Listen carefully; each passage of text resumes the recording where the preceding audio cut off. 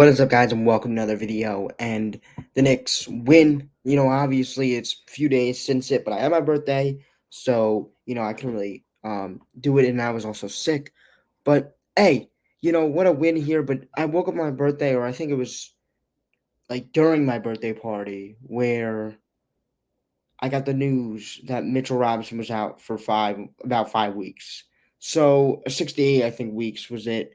But that hurt. Like that hurt because of just extra bodies here for the Knicks. I think Mitchell Robinson wasn't playing well because of just the hindrance, and I think we could have saw it, but I didn't think that it could have been. You know, I think that it wasn't that bad to the point where I'm gonna search up what Ian Bagley said on it. I think he had some good tweets on it. Um, but yeah, I just stress injury. That's what they said. It was a stress injury, and I feel like that is what happened there. It was a lot of minutes on a guy who didn't really have a good ankle, but it sucks. It just does because now you look at the Knicks bench is really, really thin. Um, and you look at the Pacers bench and it's amazing. So we'll talk about the Pacers bench, but man, this Knicks bench didn't look good, and it's gonna get even worse. The defense is going to get worse off the bench. You're going to have to see more Precious, and Precious was not disciplined. He didn't have good minutes there. Let me put it out. I'm a Precious fan, but he just wasn't playing good, so I'm going to give it to you. I'm going to give you the honest truth. He didn't play a good game. Man, it sucks. It does. I'm going to keep saying it sucks, but that's the only word I can give you. It's really, really bad for this Knicks team to lose another body. They cannot afford to lose another body, especially against this Pacers team that has a lot of bodies.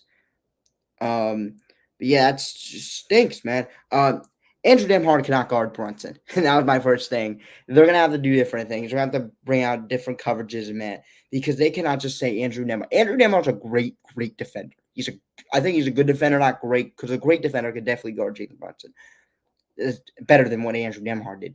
But I think Andrew Demhard's a good defender. But man, Jalen Brunson was giving him moves that I don't think Andrew Nemhard ever saw in his life. Just a post, I think, ever saw in his life, because he's a guard. He's guarding guard. So he gave him the post fade away, the Dirk Nowitzki. Like, there was plays where I thought it was Dirk, but it was just like a 6-1 guard.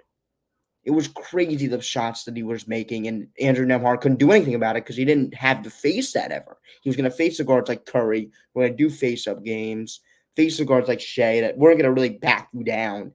The only guard that really backs you down in this league is Luka and Jalen Brunson. But I feel like Jalen Brunson is more of like a pivot game where he can really get you down low. When you think you have him weakened where it's a guard going to his post game, you don't really think that's the greatest thing. I mean, he goes to his post game, he's going to give you a bucket. So, hey, Andrew Nemhard did do the best he could possibly do, but it's just hard to guard. So, like Jalen Brunson, who can also play in the post. You haven't seen a guy who can play in the post like that. And then also, let me get my shout out to Josh Hart, man. Josh Hart was amazing. The way he got those rebounds in the second half. The first half, the Pacers really dominated the boards. It was a big thing. Rick Carlisle, one of the best coaches in the league. I think when you get to playoff time, all these coaches can be one of the best coaches in the league. Rick Carlisle had that thing on lock. He's like, we're going to rebound this basketball. We're going to make sure we put a body on everybody, and we're going to make sure we get boards. But in the second half, the Knicks just kept crashing the glass, and the Pacers just slowly just couldn't do anything about it. It just, once they kept crashing the glass, it's just too much. And Josh Hart got some rebounds, tip outs. Mitchell Robinson, he got injured, had one where the guy posted the highlights on my TikTok. He had a rebound passed out to why is my room dark? It's passed it out to Jeevan Shet. I think he passed it out to Hart. Hart did a pump fake drive dunk. So that was good on that play. Nick switching on iHeart on the Halliburton. I think that's going to be great, which you can have Precious and iHeart switching. You're going to see a lot more switching by the Knicks team in this second game. Just, I don't think Tyrese Halliburton had the handle. it's because of the injuries. The injuries really banged on him. I mean, whoa. The injuries really hindered him from doing whatever he wanted to do.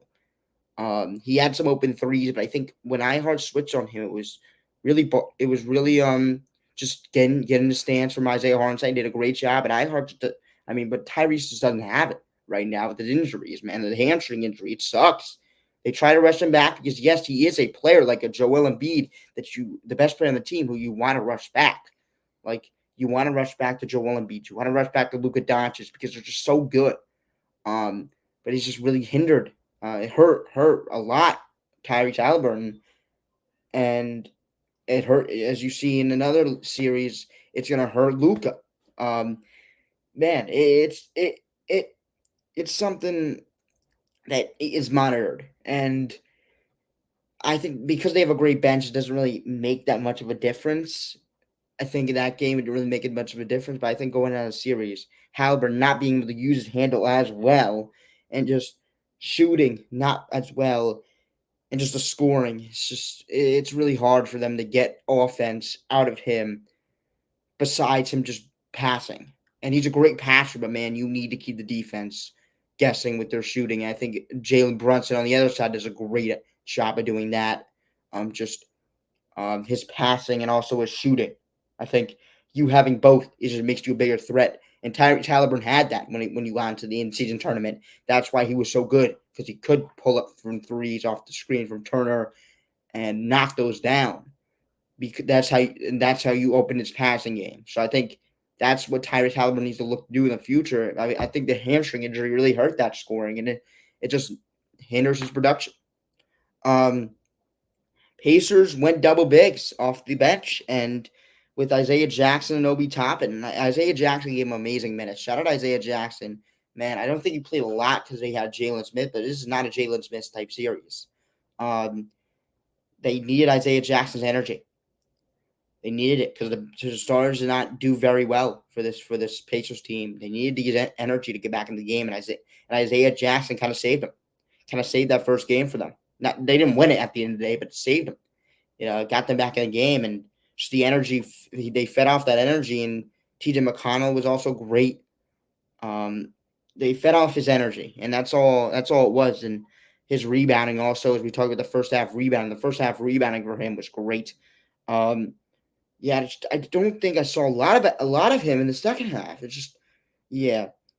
Transition defense for the Pacers is kind of bad, which it's gonna hurt them because man, they run a lot, and when you run a lot, the Knicks want to run too. Like, the Knicks can also run, and I think when you have such a bad defense transition, you have Josh Hart, who looked like a LeBron James because of just how bad the transition defense is.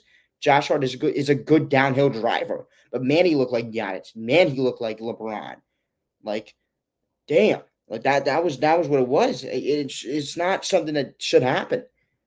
But man, they just couldn't get back. They couldn't stop the ball, and Josh Hart was just getting these N1s, and just the momentum went back to the Knicks with those plays, and you gotta get back on defense to the Pacers. Um, and you, as the Knicks, cannot guard that Turner Halliburton pick and roll. And Thibodeau has a day and a half to go out there and think about it. What do you want to do? Do you want to switch it? Do you think that if you switch it, Turner has the ball at the top of the key on a Jalen Brunson, or you could switch it, but then he's gonna just go right in the paint. But but when do you switch it? Who do you put on Halliburton? Do you match personnel as a question? Do you match personnel and put OG onto Halliburton? I don't know because you need him on Siakam, but putting OG on Halliburton can just negate that whole entire pick and roll. Have OG on the Turner, can't really do anything on OG. He's not the Joel Embiid. He's not gonna hurt you in the paint, but he will hurt Jalen Brunson in the paint. He will hurt DiVincenzo in the paint. But OG, I know he's just too good defensively. But also you need to keep him on Siakam. So that's a big thing. I mean, who do you start in Tyrese Halliburton? Do you keep with DiVincenzo? And you can't switch it because Press going to be out on Halliburton, and he's going to try to pass it down to Turner. But do you trust your rotations outside of that? It's a big thing. Big thing. Do you start with a bigger defender on Halliburton? Do you start Josh Hart and Halliburton? Like, do you switch that around? That could be a thing that the coach could want to do.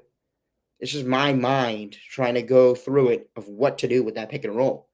And we'll see what they do with that pick and roll and the pick and pop.